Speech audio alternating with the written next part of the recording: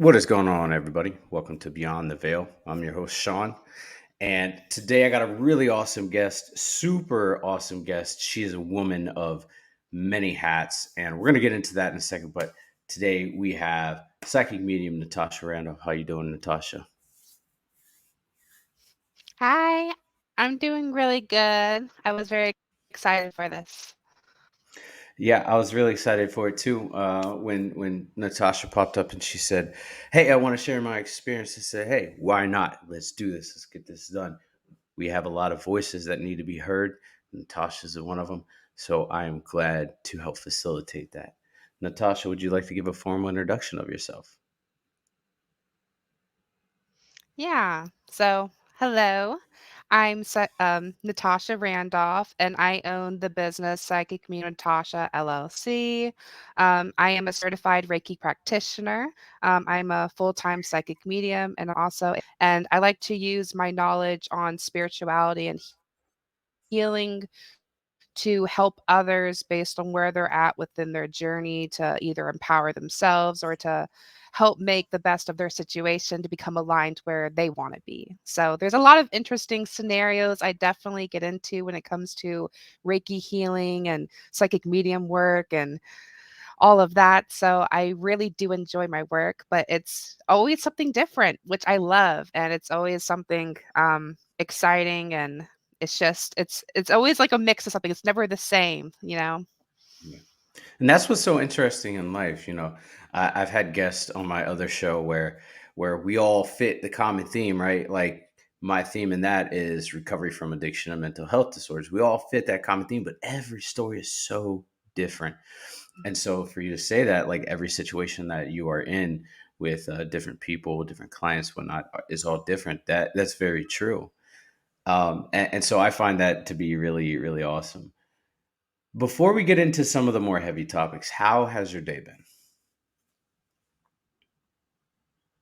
My day has been relaxing. I've been making a conscious effort just to be present and to connect more with my body, not just on a nourishing physical level, but just to really be in tune with what I'm picking up as a sensitive. I find that the collective energies, especially recently, has just been very intense with astrological stuff and some collective stuff residually. So I have to make sure that I'm very aware of what is mine and what is not, and identifying, well, if it's not mine, then where is it coming from? And, just deciding what do I want to do intentionally so I'm not just absorbing and carrying all of this with me, basically. Absolutely. And you said that a lot of the energies have been really intense lately, and I noticed a massive shift. And I mentioned this to my sister and a few other people. There's been like this weird spiritual shift since like last October that happened, and I can't even explain it, but it happened last October, and it's been like this massive awakening, but also massive spiritual shift. Did you feel that as well? Yeah, I definitely have my own theories. I definitely get some downloads just from not just my own spirit team, but just nature itself. I believe that shift you're specifically speaking of is on a global scale, because I feel that I don't know if it's technically scientifically the pole shifting or what that is to be called, but I feel that there is a shift within nature that we are just starting to feel. And I feel that it's affecting us because I feel that it's Mother Earth's way of transitioning, but there's a lot of things happening at once. So I definitely feel that for certain, yes. Yeah, there was a massive change, and it's crazy because I'm located in Maryland now, but at the time I was in Alaska, so I was feeling this weird shift on the other side of the country that everybody else is feeling on the complete polar opposite side of the country that I was.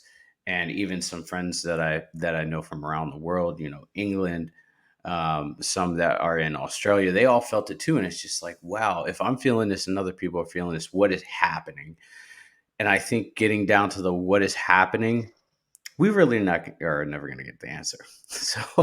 So I think it's just like really adapting with what we're handed and moving forward.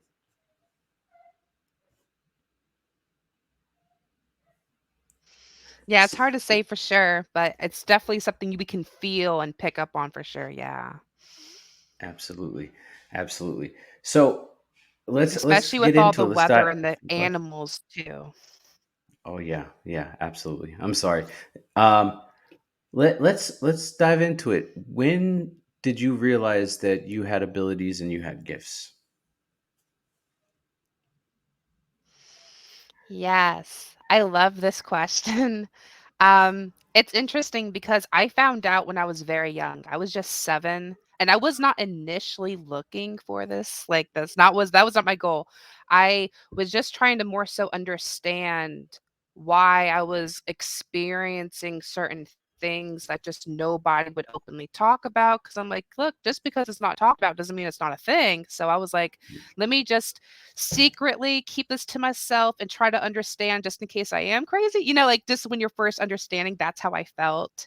And it was just more so an experience that started the journey for me, which was a dream visitation from a spirit. I didn't know that at the time. I was like, this is just a weird dream. But looking back, I could definitely say it was a visitation within my dreams that my guides was giving me. And that started the Mhm. whole thing because I was just spiraling from that experience. Oh wow. What if you don't mind me asking, what was that dream about?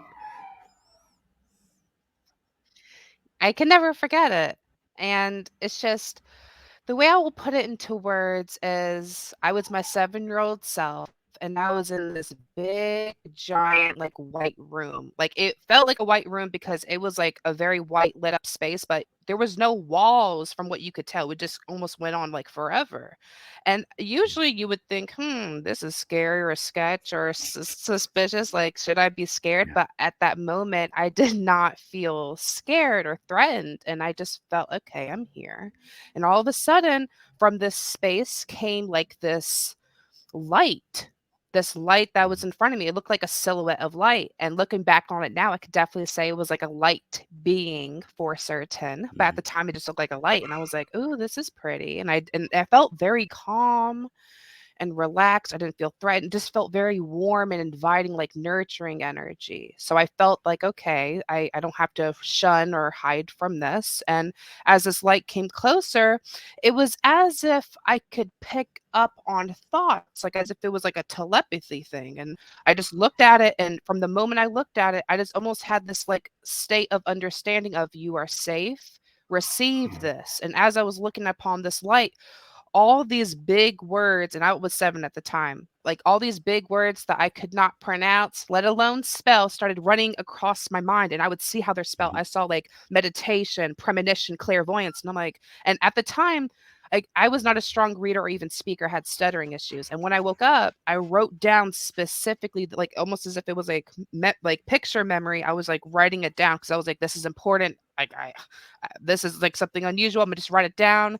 And then the next day, I would basically sneak to my dad's room, go on the computer, and look up what is this? Like, what does these words mean? And I found out they were all encompassing around abilities, and I was like, oh, this is kind of answering some of the things I was wanting. And then it just spiraled. So that was the first experience. It was nothing like it was more so like a visual and a download, but it was an experience that just shook me for certain. Yeah, and I was Yeah. 7.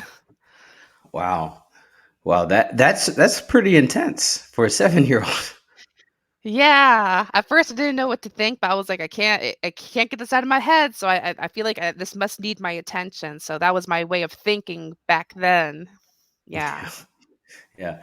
Yeah. So moving forward, did you tell your family about, what had happened, or picking up on some of these abilities? Did you tell them and share it with them, or did you keep it to yourself? So at the time, my parents were basically like burnt out and busy, but I did have a very close relationship with my sibling. She was 1 year old younger than me. I was the oldest, and Mhm. during the time I was discovering all this, I remember having the conversation with myself saying, do I share this with her? Or do I keep this to myself? And at the time, I just felt so uncertain about it myself. I was like, just in case again I'm crazy, let me just not rub this off on her until I'm certain of whatever this is. And then as I got older, it got to the point to where she's like, you know what? These weird things keep happening around you. What's what's going on? Are you like hiding something?" And I'm just like, "Oh no." And it got to the point to where it just became too undeniable. She's like, this is not no coincidence. Like this is something about you. I don't know what you're doing, but there's something about you that this stuff keeps following you." So that's how that went. But definitely for my early years, I would not tell a single soul, not no friend. And the only Mhm. person at the time eventually was my sister, but that was not by me wanting to share. I was truly trying to keep her out of it. And eventually, again, like I said, it just got to the point she was like, "Yeah, this is you." Yeah. I bet like when you got to that point and she kind of picked it out, you were like, were you relieved or were you like, "Oh man, this is terrible." At first, I was embarrassed because I was Mhm. like, "Oh gosh, she's gonna think I'm the craziest thing in the world." But the second she was like, "Oh no, I believe you. Like, look at this," and I was like, "You believe me? Like, this is not, like, something I'm just, like, acting out in my head." Like, it was, like, a validation as well as a relief because I was like, "Okay, I could speak to one physical person about this," but I definitely did not want it at first Yeah. because we were so young, you know? I was like, "Well, maybe it's just in my mind. Let me just spare her in case she's normal," was my train of thought. Oh, I can definitely understand that. I can understand that. So, moving forward, you start going to school or high school. Do you tell any of your friends, or do they start picking things out? So I was very good at suppressing, but it got to the point to where my friends would just ask me advice, and they were like, the thing you said happened, Natasha." And I'm like, "Oh, okay. Well, yeah, I'm just really good at knowing people." Like I would just give any excuse in the book, be like, "Oh, I could just tell them that," and they would Yeah. believe me. But there were certain things that I would say that did not happen yet. And so eventually they started giving me some looks. And eventually I got to the point to where I was like, okay, if they are interested in some spookiness, maybe they're open to hearing some, because I didn't really came out, I feel, as like a witch until Mhm, I was probably in high school. I didn't like go mhm, out to the whole school, but I was just more so living that as my life. mhm. But until then, I definitely was like doing it to myself, like doing it with myself alone, secluded, without witnessing and sharing like any of that for sure. Yeah. Now, I know that there are reasons that I chose to be a pagan and fall along the lines of that. Was there a defining moment for you where you realized like this is the path I need to choose, or is there a reason why you chose to fall in line with pagan as a witch? Yeah. So this came twice because I first realized I aligned with it back in my early I was probably like 14 or 15 when I decided, yes, this feels aligned. But until Mhm. then, I feel like when you're first starting out, you wonder, am I Wiccan? You know what I mean? Like that's Yeah. the first thing. And then, the other thing. So like at first you kind of like educate yourself on the different branches of magic and seeing, well, is this something, I feel called to or drawn, but eventually you just realize, you realize everything you are not. And by that point, you're like, you know what, since this is everything I'm not, this is calling me. So that was my experience. But there was also a recent incident where I got with my just now fiance. And back in the early years of that, when I first moved in, we were staying at his parents' house. They were the Christian type, and they were Mm, expecting us to go to church with them. And I was like, I know I am not Christian. That's the first thing I'm yeah. thinking in my head. And I'm thinking, you know what? Let me just let me just try. Let me, like, this will be my certainty of this is not it. Cause I was like, okay. And I gave it 6 months of like dedicated effort, like reading the Bible, going like weekly and all this stuff. And it got to the point where I kept getting signs about Reiki. This was around the time where I started feeling like, you know what, I want to go for my certifications. I feel very drawn to this work. It feels very natural to me. I just want to be certified and trained. And at the time, I kept seeing over and over again in the Bible, laying of hands, healing, laying of hands. And at the time, I was asking, even the pastor was like, what do you know of this? And like, of course, she was only speaking within Christianity. So I was like, okay, this is not Mhm. the person to talk to. So it just got to Yeah. the point where I was like, you know what? I'm trying every fiber of my being to practice this lifestyle or this practice of Christianity. And it feels like I am being a character of myself. I'm not me acting as me and truly like putting in my faith or my loving into this. So I was like, this is not how it's supposed to feel. And not that it's a wrong path, but it's not my path. So that's when I realized for that most recent instance, I was like, yeah, I know for certain I'm definitely not Christian. But I knew very early within teenager, I was like, yeah, paganism's definitely me. Plus, I feel very aligned with the Sabbats and the Wheel of Yeah. Year. I love celebrating the shifts of the earth. I feel like that's the way, it's what like the old way. Yeah. So that's more so of my reasoning for me for the pagan like way. Nice. When I was younger, I went to church every Sunday. I was raised in the backwoods of Maryland, where that's what you did. You went to church on Sunday, and everything like that. And every time I moved, I went to a different church, and I prescribed to a different religion. And finally, when I got old enough to make a decision for myself, I sat there and I said, I don't feel like I fit in anywhere, right? Not just the feeling of bouncing around and not being stationary for one extended period of time, but I didn't feel like I fit in within the religious aspect of everything. So I started studying. I looked into everything. I looked into Catholicism, Christianity, uh, Islam. I looked into Satanism, and I landed in paganism. And I realized like that's where I fit in, right? Because paganism is so much more than just performing a ritual. It's so much more than just a life, like a way you live your life. It's a lifestyle, right? And it's how you interact with people, and the gifts that you're given and the abilities that you display into other people, and the humanity that you give to other people as well as yourself, and the practice of working on yourself. So I fell in line with that, and I was just like, man, this is where I feel that I need to be. And then I took it a step further and went in and looked into Norse pagan, and I was like, yep, this is where I am. This is what my line. This is where I line. So, um, yeah, it's definitely been a journey since my decision that I made.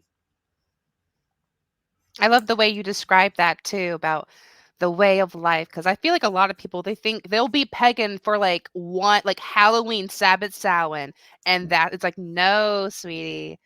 This again, this is a lifestyle and this is like something you carry within you. So I love the way you said that because I hate like when people are like they want to be trendy or something and it's like Yeah, like this is like a literal culture way of life. So it's like so cringe when I be seeing that. And it's so common nowadays too, like almost like it's mainstream, you yeah, know?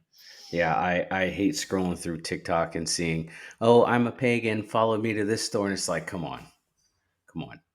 Like let's stop advertising the beauty in it, like, and let's start educating people on the ways of being pagan, or the different branches of paganism, right? Because it's like a tree, the tree of life, and paganism has so many different branches that run off in different areas of life, but we all originate from one common belief. And so, yeah, I don't like how trendy people have tried to make it, and how oversimplified people have tried to make it. Yes, especially when they think a movie will tell them everything. It's like, "Oh, you can make this Yeah. spell. Okay. Well, good luck with that. Hope you're protected." That's what I say. Yeah. Yeah, you were influenced by Hocus Pocus or Witches of Eastwick. Come on. Like, no. No. It's more than that. It's more than that. Okay, so you explained how you started looking into Reiki. For those who don't know, can you explain to us what Reiki is? Yes. So the way I will put into words, because without all the fluff and just make it simple, I would say that Reiki is when your practitioner or the Reiki master is essentially channeling universal source energy from their crown, and they're channeling Mhm. it through their body, basically funneling it from their crown down to their heart, out from their hands, and they're basically doing energy work. That could be on the aura of a person, aligning their chakras, clearing their energy out, or putting forth an energetic barrier of protection. Like there's so many huh, like it's so versatile, the practice, but most people know it to be a service where people will go see a Reiki practitioner or a Reiki healer, and they'll basically say, "Hey, my energy is just not it. Can you work on me based on my unique blockages and what I may need?" And that's what I describe it as. It's a Japanese energy healing technique, and Mhm. you do have to receive training and attunements when you are becoming the Reiki healer and practitioner. So it's not something you can just learn from a book and say, "Oh, I got it." There's actual Yep. attunements to be done to open specific centers so that you can work on those levels, because there's different levels of Reiki that you could do, not only on the physical level but mental, as well as time. You can work within past and future so there's just so much that you can do with Reiki, but it's definitely an energy healing practice that is originated from Japan. Yes. Wow. So I've been to a Reiki master before, a Reiki healer, and I did not understand. This is before I became pagan. I did not understand what was happening. I was like, she's waving her hands and I am confused, right? Like, and so that, I mean, I guess that was on me. The ignorance was on me because I didn't understand it before I went in and stepped into that realm.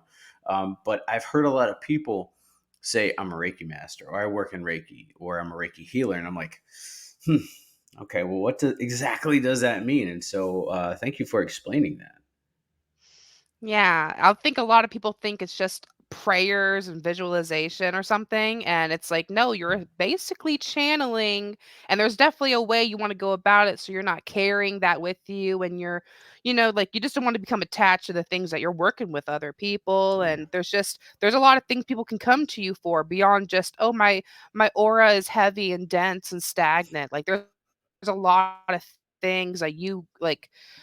There's wounds people could address and traumas and soul cords that like soul ties that may need to be severed, like that are toxic. Like so many there's so many things that could pop up. So um that's why when I do my Reiki, I make sure like I'm like, okay, I'm gonna evaluate where you are, and I know where you want to be. So let's get from A to Z and make sure you have a clear understanding of, the aftercare. I feel like a lot of people Yeah. skip that. They're just like, oh, I'm just gonna get a Reiki treatment. I'm gonna be magically like amazing afterwards. And they don't understand that the aftermath of any Reiki session is basically your energy and your body doing a deep purge and detox. And they're like, why do I feel so awful after? And it's like, because you're purging that heaviness remnants off of you.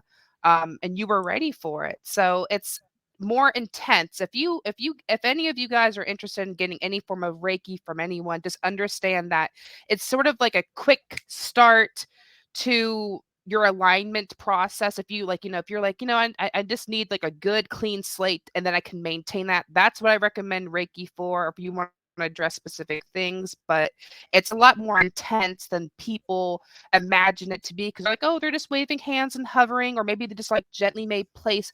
But it's a lot of intensive work because you're putting direct universal source energy into dense physical matter, and any resistance to that is what's going to be detoxing from you over the course of from the first 32 72 hours is the most intense, but then the next several weeks, depending on what blockages you had, could still be passing through. So it's not no basic thing is what I'm going to say. It's definitely an intense work, but it's very rewarding if you are open to it, for sure.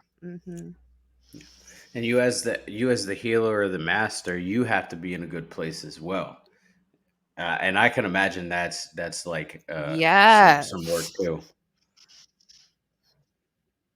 Yeah, I mean, energy healing or mediumship channeling or like any type of reading or energy work or anything like that, I have to make sure that I am centered, grounded, clear, and I'm a direct clear source, channel to source in my team, and I'm also inviting in the energy of the team of my clients. Like I have to have a constant maintenance upon myself, or I will not be able to do this work. Yeah, I might be able to channel for other people, but I will physically become sick. So, spiritual hygiene is something I will shout to the heavens. And I'm actually thinking about creating some type of resource because I feel like this needs to be common knowledge.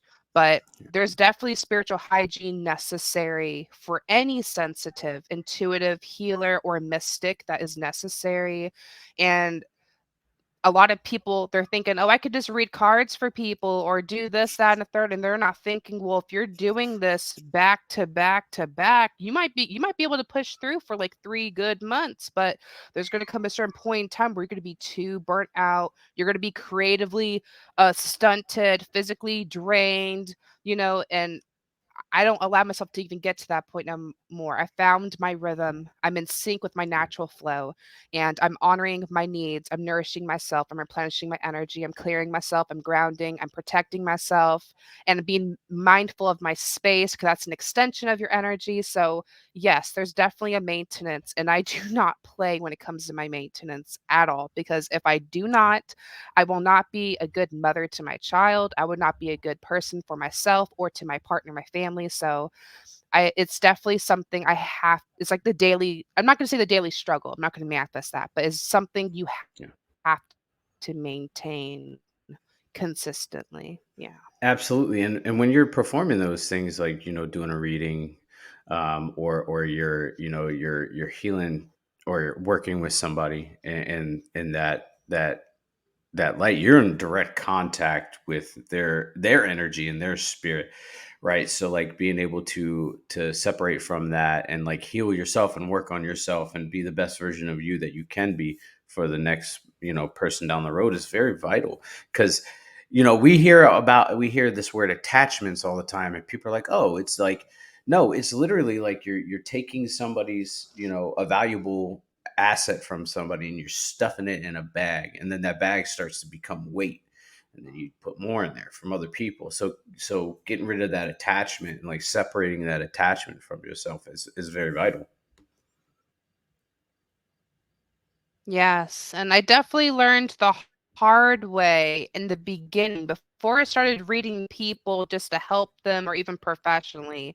I realized very quickly that just as a young sensitive and a medium, you do attract moths to a flame with your own light. Like it's just your energy is so open and inviting. You just naturally bring spirits and also people that just need your energy and your medicine. So I had to learn quickly that I had to protect myself because I'm aware of these things that other people are not. And if I'm not careful, I might lose myself. Like that's what I quickly learned because I learned it first with spirit attachments my father had. He had them and I had to quickly learn. I was like, okay, well, I can see that there's negative spirits attached to them, and they see me. I can see them, and they're like, oh, if we bother you and get you off track, you won't be able to make the big impact and help. So they try to target me very early on, and I learned from that horrific many years of childhood that I had to protect myself. And first, it was with spirits, and then it was energy. So that Yeah, was the way it worked for me. And then I was like, oh, all this energy, all this information's helpful because now I'm actually just being myself, being like, "Oh, yeah, well, blah, blah, blah, blah, blah," and they're like, "Oh, "My boyfriend's gonna cheat on me," and it's like, "Well, I'm sorry, sweetie, but you asked, so clearly you're open and ready for it," and so I was like, I could be my full self and make a complete impact in their lives, so and I was like, I might as definitely. well do this full time, and that's what happened, but So yeah. so as a psychic medium and an empath, what kind of work do you do for other people? So I do different types of readings, psychic, aura, oracle card and mediumship. I also do some spiritual mentoring where I'll basically evaluate, of course, the intentions and, that they want to focus on, but I basically allow myself to read their energy and basically collaborate with their spirit team to make a strategy and, identify the blockages so that my clients can be where they want to be with the mentoring. I also offer long distance Reiki at the moment because at my physical office, I don't have enough space for the in person Reiki sessions at this moment. Um, and then after the readings and the long distance Reiki, I also do at home sessions. So this is not where I'm doing readings at their house for the people. I'm basically Mhm. traveling to their location to perform readings on their space, or I could Mhm. perform clearings and blessings for their space. So that's like a separate category. And there's so like most of the time where people want me in those spaces definitely have not just heavy, dense, like, energy within the space, but they may usually most of the time, like 80% of the time, no lie, I cannot make this up. It's some form of spirit attachment, either on the property or the land or maybe a person. It just depends. But um, some cases, those spirits, they're not always human. Some cases it may be like connected with the land. It could be a deceased person that just, it's territorial. Like there's so many cases. Like it's always interesting to me. Like I always love those cases, but those are definitely the cases that I become the most drained for certain because there's so much work involved. Even if they only want you to read the space, you have to go through the whole property and the land and let them know, well, me put it into your level of understanding, and then this is what I recommend. And then based on how they feel, they're like, well, maybe I just want you to do it. And then so it's just so many variables, but it's definitely heartbreaking when you see the home resident areas where it's like a family situation and they feel like there's a demonic presence and they want a trusted person to come in and be like, hey, can you just let us know, like, is this something like real, reimagining this? Like, what could we do for this? Is this something that we just have to abandon? And I'm like, well, let me just tell you like it is and let me see what's possible. Um, but that's usually the work that entails is the readings, the long distance Reiki, the spiritual mentoring, and then the at home space clearings and space blessings, usually. Mhm. Hmm. Has there ever been a client that you worked with where you got to a point you're like, I can't help you. There's too much going on. I can't help you. The only time I have ever felt like that was not necessarily a spirit, like a mediumship thing or a spirit attachment. It was a woman who basically was very dependent on my readings. And I was like, look, to me, this is not about money. I genuinely feel that what you need is some help. I have no Yeah. issue giving you clarity upon any type of connection or relationship, but I can tell that this is unhealthy and I do not feel comfortable condoning or enabling this because again, this is not about money. I feel that you need help. I don't want you to be stagnant. And I had to put my foot down and say, I don't want to take you no more.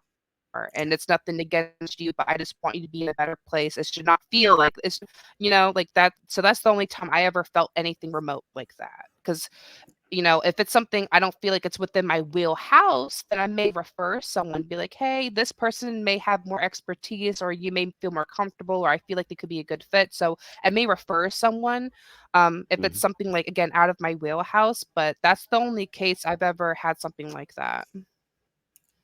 Have you ever had anybody try to challenge you, right? Like say, you're a psychic medium, you're an empath, prove it. I've done that before to somebody and I regret it. Multiple times, sometimes a few were professionally, like when I was like a full registered business, and then some were like friends or peers. Um, a- and yeah, it would never work well. I mean, either because usually when you challenge a person that's just genuine, connected with spirit, the downloads that they're going to receive after that open invitation is going to be the shit that you basically deny, suppress, or overlook. And it's like, oh, here's that buried thing that you don't even talk to with yourself, ba-boom, and you wanted me to tell you in front of everyone or on live, or like, what is wrong with you? So I'm always telling people, I'm like, look, I'm not here to convince you of nothing. That's not what I'm here for. But for those that are open, and just want me to, be genuine and make it clear and simple, no fluff, I'm here for you. But there has been people that want to challenge me, and it's always either usually embarrassing or humbling, or I mean, yeah, I mean, that's basically what it is, 'cause it's basically ego at that point from them. Yeah. Yeah. I had 2 friends that came to me at the same generally at the same time. They entered my life into the same at the same time, and then, I just stayed in contact with them. They're psychic. One no longer is here on this earth in physical form. But last December, I was going through some things, and they came to me and they said, "Hey, we've got answers." Like, I didn't ask them. They said, "We got answers, but we don't wanna tell you." And I said, "I wanna know." And they're like, "Well, we don't wanna tell you." And I kinda was like, "I need to know now." And I didn't bully them or any of that, but I said, "I'm a big boy, I can handle this." And they gave me the answers that they received, and I didn't like the answers that they gave me. And then they said, "Well, there's an additional component to this situation." And I used the prove it. One person gave me a name, the other person showed me a picture. And at that point, that's not what I needed. That's what I thought I needed. And I regret Mhm. it. I regret it because my ego got in the way. My killed the cat. And at the end of the day, I definitely shouldn't have done that. And it was rough. And from a perspective of somebody on the other side of that, that played a huge, huge part in like this mental health crisis I had. Not because of them, because of me, because I let my ego get in the way and I let everything else get in the way. So I've said this before in the October session that I have with the psychic medium. I'm gonna say it here again. Do not test the psychic because you're gonna get answers that you do not want and you're not ready for. Yeah, it's always a little bit sad. It's always bittersweet, I'd say, because I don't try to judge nobody, honestly. I know I shed some versions of myself, you know what I'm saying? So Yeah. I try not to judge no one, but at that point I try to read the situation. It's like I'm either not gonna feed into it, or I'm gonna let spirit humble you and I'll just play my role, but I'm not here to convince you of nothing. So that's just how I am. Yeah, absolutely. What is in the future for you, Natasha?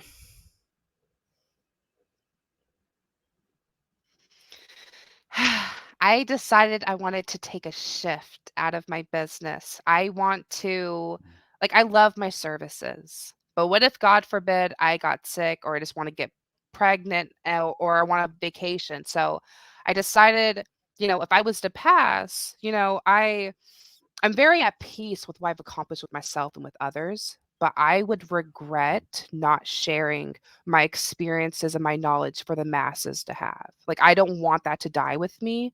That's a realization I came to very recently, and it's what's motivated me for this shift, because I decided in regarding to my future, I want to not only just serve people, I want to equip them with the resources and the knowledge for them to be able to, you know, empower themselves or to help others, just to be their best selves, or just to, like, whether that's manifesting or healing or connecting with spirit, their intuitive abilities. But I do not want this to die with me. I don't believe in gatekeeping. I want this to be accessible. I don't believe in making like a 3,000 4,500 like program, or like, no, I wanted this to be where the masses can take it. So I'm thinking about a few different ways. I'm collaborating with spirit to make that happen, but that's what I will share on that. And I just want it to be um just straight up information, resources, maybe even tools where people can really just create and build and empower for themselves. That's what I want. That's what lights me up. That's what I realized, and that's what I'm aiming for. Well, that's pretty awesome. That's exciting. I believe wholeheartedly in educating people, but not just with like episodes like this or through podcasts, but also through your personal experience, right? Putting out there what you've been through, but also like how you do things and what you're getting from your guides. That's important, because if there's a child down the line that's like, I have this ability and I want to do it, I just don't know how to, right? You might be able to help point that child in the right direction to set herself up for success versus having to go through some of the things that you went through. Oh my gosh, yes, because I went through it the hard way. And I Mhm. had spirit, thank goodness, but as a human, you want that community, and I did Mhm. not have that. I didn't even know that there was pagans in my area until I was 18. Like, I genuinely thought I was alone. And it was like now that the world just feels so much bigger and I'm letting my light to be the beacon, I'm attracting people that want my medicine. And I'm just like, I just want to pour into you for those that are actively choosing.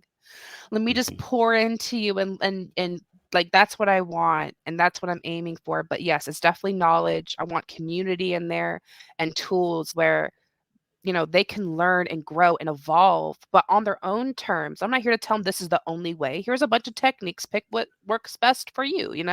There's more than one way, and that's the way I want to teach it. And I feel as a eclectic witch, I feel that that approach for me is very much my way of understanding and sharing with others. I'm like, I'm very broad, open. I take upon different things, and I'm not here to tell you it's one thing, one way, but decide for yourself upon your intuition and your own discernment. So.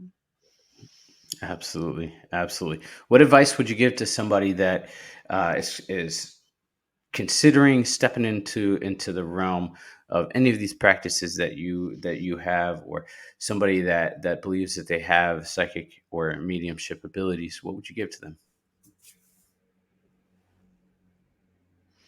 So, yes, I love this. So, for those that are wanting to delve into that realm and get into this, I definitely say the first thing that's very important, again, is understanding spiritual hygiene because you can build upon your skills, on your intuition and your, you know, rituals and other things, but that is definitely your foundation. And if you do not have your maintenance in place, you won't be able to do the big stuff or even to do the things back to back to back. It's just your way of insurance of if I am being intentional, by default, I'm not allowing these other things to affect me. That's the way I say that. But spiritual hygiene is important. If you're trying to get into the intuition part of it, the main thing to understand, like this is the true tip I wish I learned. The real way you master your intuitive abilities, and I feel that I'm very well rounded because I found out very early and I just got really deep into it. So your foundation for your intuitive abilities is your clair senses, your intuitive senses. So, if you are using and utilizing your intuitive senses on a regular basis or just regularly, you're basically exercising like that muscle. It will become natural. So the main thing is really focus on your intuitive senses, become familiar with connecting with them and interpreting, sensing, receiving from that part of yourself. And over time it will build because you're like there's levels of clairvoyancy. There's levels of channeling and other stuff. So the way I would go about going into that door, that realm is let me become very strong within my senses and let me build from that because that's genuinely the way to master your gifts. Because if you don't and you're going to half-ass it, you're going to get into a little bit of it and then you're going to wonder, why can't I get specific information? Why am I picking up on like blurry like colors, but I can't see like a face, like because you have to go all in. And I'm telling you, if you're scared of seeing something or connecting with something, that's what the spiritual hygiene is for. Clear your energy, protect yourself, create sacred space, like that, like genuinely, like there's reasonings for the spiritual hygiene. So start there, connect with your senses, start to build a connection with your own spirit team. And if you don't know the names of your spirit team, it would should be something along the lines of, in this moment, I call upon my ancestors, my spirit guides, and my soul family that is aligned with me, that serves my highest good. If you say it like that, you are ensuring that you're not connecting or opening yourself up to something that is not for you. You want to make sure that they, Mhm. want the best for you, that they are connected with you. Because if you want to say specifically the names, but if you don't know the names, I would say it's something like that. You want to be very specific with spirit. That's the reality of it. Yes. Yeah, definitely. Yeah, I myself am stepping into a little bit of shamanic practices and started studying. I've had more than a few friends say that I have shamanic abilities, and I'm like, okay, well, if this is what you're telling me, and I need to listen because I'm going to end up there somehow, so I need to figure out how to get there. So I took a little bit of time to debate on if I wanted to do it, and I'm starting to look into it. And I've contacted some people that are on the same path that I am, and it's amazing. It's amazing because there's so much into it. And actually, one of the guests here in the very near future, she's a practicing shaman, so that's pretty cool. Um, but I want to take a moment and say thank you before we go. Where can we find you, Natasha? Yes. So I am on all the socials. I'm on Facebook. Just look up Psychic Medium Natasha LLC, as well as Google Psychic Medium Natasha LLC, as well as for Pinterest or TikTok, YouTube, um, Instagram. All of those is literally at Psychic Medium Natasha. Um, yeah. And then my website is just www.psychicmediumnatasha.com. So very simple. Absolutely. And all of her websites and social medias will be down in the description below. You can go check them out. Go check Natasha's out. She's doing some great work. I'm very excited to see where she goes in the future. And I want to take a moment, Natasha, and say thank you. Thank you for sharing your space with me. Thank you for sharing your energy with me and sharing the screen with me.